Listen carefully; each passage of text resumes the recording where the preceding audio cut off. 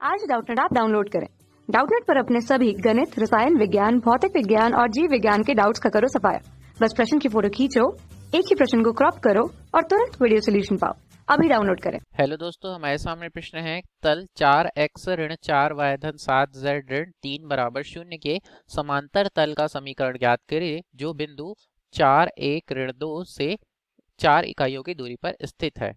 तो दोस्तों हमें यहाँ पे क्या बोला गया है, हमें यहाँ पर दो समतल दिए गए हैं जो एक दूसरे के समांतर है और उन समतलों में से एक का हमें समीकरण दिया गया है तथा दूसरे समतल का हमें बोला गया है कि एक बिंदु से 4 इकाई की दूरी पर है, तो उसे हमें निकालना है। तो देखिए हम इसे कैसे हल करेंगे। तो देखिए दोस्तों, ये पहला समतल है जिसका समीकरण हमें दिया गया है, ये है 4x ऋण 4y धन 7z ऋण 3 बराबर 0। ये है पहला समतल। और दूसरा समतल है जो कि इसके समांतर है जिसका समीकरण हमें निकालना है। और इस दूसरे समतल के एक बिंदु क्या है 4, 1, ऋण 2 से दूरी दी गई है। इसकी इससे लंबवत दूरी ये कितनी दी गई है 4 इकाई। ये इससे इसकी इस बिंदु के बीच की दूरी है, तो इस बिंदु को ले लेते हैं P। तो ये P बिंदु की दूरी इस समतल से 4 इकाई की है। तो हमें क्या करना है, हमें इन दोनों इस समतल दो का समीकरण निकालना है। तो दोस्तों एक चीज ध्यान दीजिए, दोनों समतल के अभिलंब होंगे, ये पहले समतल का अभिलंब होगा और इसी प्रकार ये दूसरे समतल के अभिलंब होंगे, दूसरे समतल का भी अभिलंब होगा। इस प्रकार ये दोनों एक दूसरे के कैसे होंगे, तो उससे ले लेते हैं दोस्तों ओ क्यू और ये क्या हो जाएगा ओ डैश क्यू डैश। ये दोनों तलों के अभिलंब एक दूसरे के समांतर है तो इनकी दिग अनुपात भी क्या होंगे, समांतर होंगे। तो अब पहले समतल का समीकरण हम लिख लेते हैं, वो क्या है देखिए। तो दिया गया समतल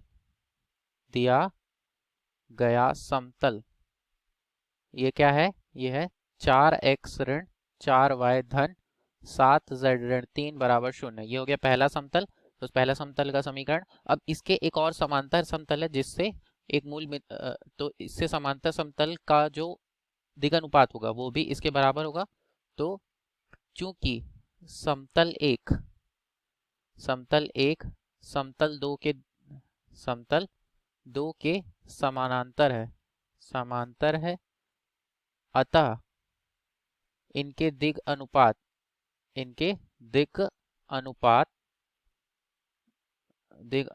बराबर होंगे। क्यों? क्योंकि इनके अभिलंब भी समांतर होंगे, इसलिए इनके दिग अनुपात बराबर होंगे। अब इनके दिग अनुपात बराबर होंगे तो यहाँ से क्या होगा दोस्तों, तो इसके जो दिग अनुपात है समतल एक के दिग अनुपात वही किसके हो जाएंगे, समतल दो के दिग अनुपात। तो इसलिए समतल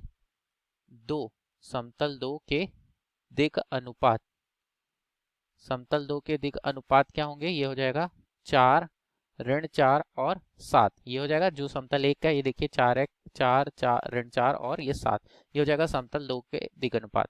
तो हमें दिग अनुपात तो मिल गए। अब हमें क्या चाहिए, हमें यहाँ से अभी क्या चाहिए, इसका d चाहिए, मतलब इस। तो देखिए कैसे हो जाएगा। तो माना समतल दो का समीकरण क्या होगा मानक रूप में ax धन by धन c z धन d बराबर 0, जहाँ a b c क्या है, इसके दिग अनुपात है जो हमें पता है और d हमें निकालना है। तो d इसकी लंबवत दूरी हो जाएगी मूल।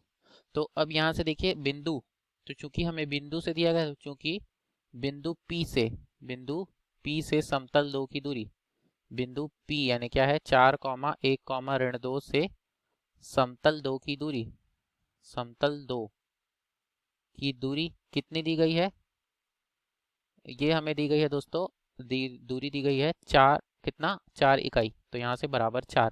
तो अब इसका सूत्र क्या हो जाएगा, ये हो जाएगा मॉड के अंदर ax1 धन by1 धन cz1 धन d पूरे का बटा करनी के अंदर a का वर्ग धन b का वर्ग धन c का वर्ग मॉड बराबर 4।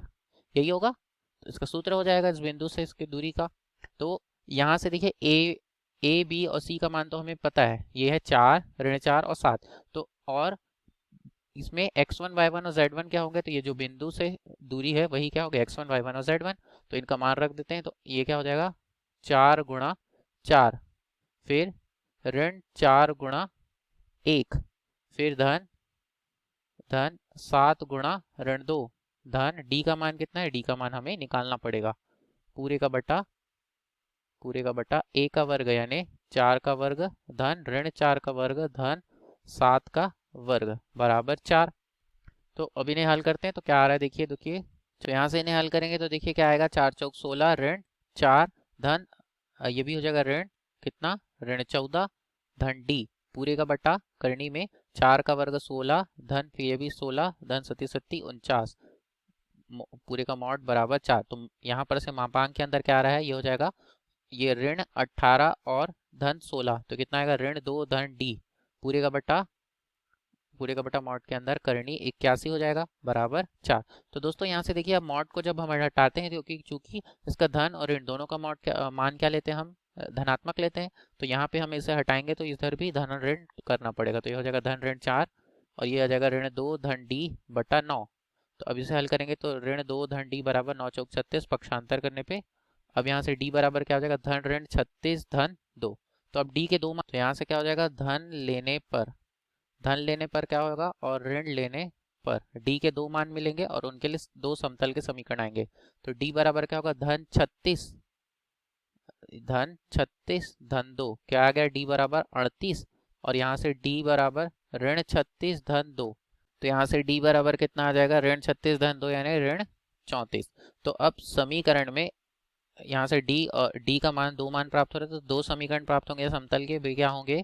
तो यदि d बराबर कितना हो 38 हो तो समतल के समीकरण से ये क्या हो जाएगा, ax धन by धन cz धन d बराबर 0। तो यहाँ पे मान रख देंगे तो कितना आएगा, ये देखिए 4x ऋण 4y धन 7z धन 38 बराबर 0। समतल का पहला समीकरण मिल गया हमें। और इसी प्रकार पुनः यदि d बराबर कितना हो, ऋण 34 हो, यदि d बराबर ऋण 34 हो तो अब क्या आएगा, तो यहाँ से दूसरा मान मिलेगा समतल का, ये हो जाएगा 4x ऋण 4y धन 7z d की जगह पे ऋण 34 बराबर 0। ये हो गया समतल का दूसरा समीकरण। तो यहाँ पे हमें दो समीकरण प्राप्त होंगे। धन्यवाद। कक्षा 6वीं से 12वीं से लेकर नीट, IIT, JEE वो एडवांस के लेवल तक 1 करोड़ से ज्यादा छात्रों का भरोसा। आज ही डाउनलोड करें डाउटनेट ऐप या व्हाट्सएप करें अपने सारे डाउट्स 8400 400 400 पर।